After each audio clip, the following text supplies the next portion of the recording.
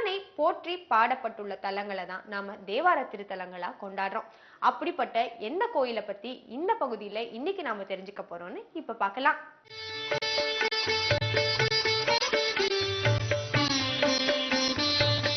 அரகர நம பார்வதீபதையே, அரகர மகாதேவா. தென்னாடுடைய சிவனே போற்றி, எந்நாட்டவர்க்கும் இறைவா போற்றி. வெற்றிவேலன் முருகனுக்கு அரோகரம். அன்பர்கள் அனைவருக்கும் மீண்டும் பணிவான நன்றி கடந்த நமஸ்காரங்களை தெரிவித்துக் கொள்கின்றேன்.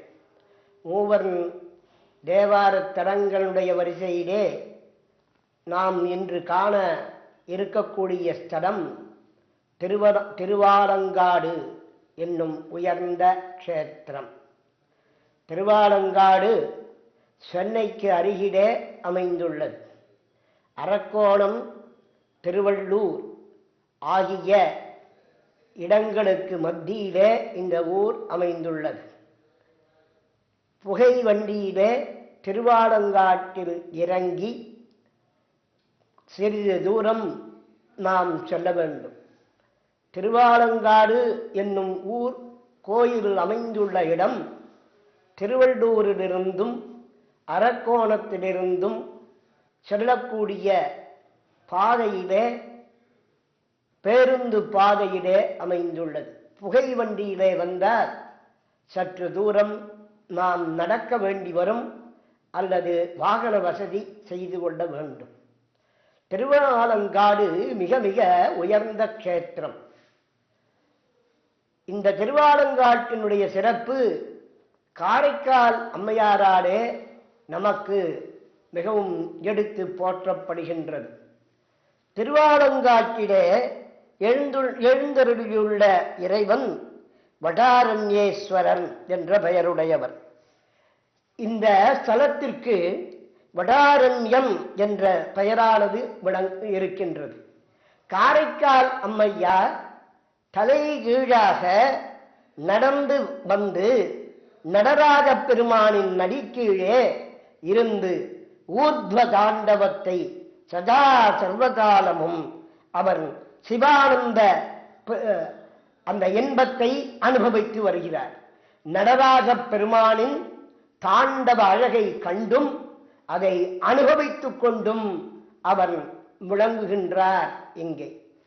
இங்கே சிவகாமி அம்மையாரோடு இறைவன் நடராஜ பெருமான் ஆனந்த நடனம் ஆடும் பொழுது அவனுடன் சிவகாமி அம்பிகையும் அருகிலே காரைக்கால் அம்மையாருமாக இருந்து இந்த ஆனந்த நடனத்தை அனுபவித்து காண்கின்றார்கள். இப்படிப்பட்ட ஸ்தலத்திலே ஒரு தனி சிறப்பானது நடராஜ மூர்த்திக்கு அமைந்திருக்கிறது. நடராஜ மூர்த்தியினுடைய பஞ்ச சபைகளிலே இது ரத்ன சபையாக வைத்து போற்றப்படுகின்றது. கார்கோடகன் என்ற நாகமும் சுனந்த முனிவரும் வழிபட்ட ஸ்தலம் இந்த ஸ்தலம். மூவர் முதலிகள் பாடல் பெற்ற ஸ்தலம். ஞானசம்பந்தர், திருநாவுக்கரசன், சுந்தரர். காரைக்கால் அம்மையார் பதிகத்திற்கு மூத்த திருப்பதிகம் என்பதாக பெயர்.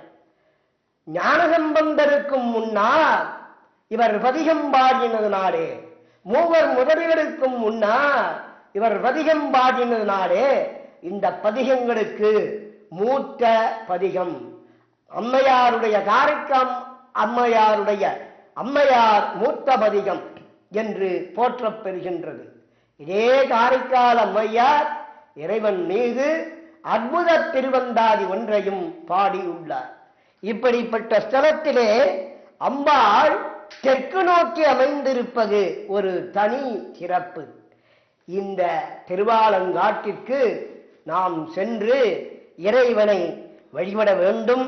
இப்படிப்பட்ட இந்த திருவாலங்காட்டு திருக்கோயிலுக்கு அருகிலே காளி தேவியினுடைய திருக்கோயிலானது அமைந்துள்ளது. மூலவர் பக்கத்தில் போக சக்தி அம்மன் உற்சவ திருமேனியும் இங்கே விளங்குகின்றது. சிவலிங்க திருமேனியின் மீது அழகான கோடுகள் அமைந்திருப்பதையும் நாம் தரிசனம் செய்யலாம். திருவாலங்காட்டு தரிசனம் பாப விமோசனம்.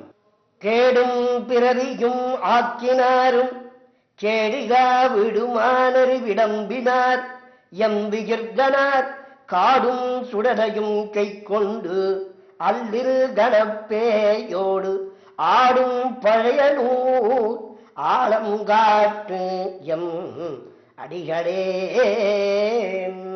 திருஞான சம்பந்த சுவாமிகள் இந்த ஸ்தலத்தை போற்றும் பொழுது பேசுகிறார்.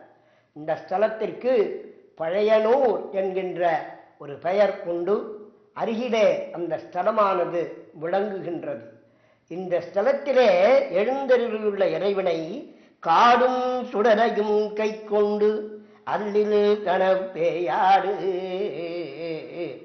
காட்டிலே அவர் ஆடுகின்றார், இரவிலே அவர் ஆடுகின்றார் என்று சொல்லி பேயோடு ஆடுகின்றார் என்பதாக வைத்து பேசுகின்றார்.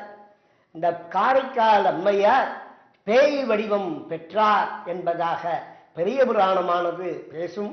இவற்றையெல்லாம் உள்ளடக்கியோ என்னவோ திருஞான சம்பந்த சுவாமிகள் இறைவனை இவ்வாறு போற்றுகின்றார். அதனாலே இந்த ஸ்தலம் மற்ற ஸ்தலத்தில் இருந்து தனி வேறுபாடு உடையதாக விளங்குகின்றது.